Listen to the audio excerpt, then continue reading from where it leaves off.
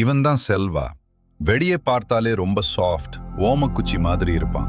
ஆனா உள்ள இருக்கிற மூளை மட்டும் ரொம்ப வேகமா ஓடும். எதை கூட சின்ன விஷயமா எடுத்துக்கிட்டு ஓவரா யோசிச்சு அதையே பெரிய பிரச்சனையா மாத்திடுவான். ஒரு நாள் ஃபோன் ரிங் ஆச்சு. அங்க அன்னோன் நம்பர். செல்வா உள்ள யோசிக்கிறான், யாரது இது? ஃபோனை அட்டென்ட் பண்ணாம பேசாம வச்சுட்டான். இது பேங்காலா, லோன் ரிமைண்டரா, போலீஸா? 5 நிமிஷத்துக்குள்ள அவன் மூளைக்குள்ள 50 கதை ஓடிட்டு இருக்கு.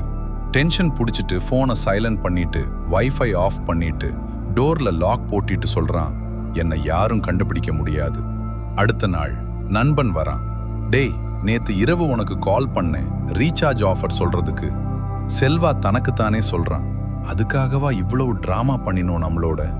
அப்போதான் அவனுக்கு புரிஞ்சது, நம்ம யோசனை தான் நம்மளையே பயமுறுத்துது. அடுத்த நாள் திரும்பவும் அன்னோன் நம்பர். இந்த முறை செல்வா கால் பிக் பண்றான். ஹலோன்னு கேக்குறான். அங்கிருந்து, சார் கிரெடிட் கார்டு வேணுமான்னு கேக்குறாங்க. செல்வா சிரிச்சுட்டு, நேத்திக்கே சொல்லியிருக்கணும்டான்னு சொல்றான். வாழுங்கள், அந்த தருணத்தை ரசியுங்கள்.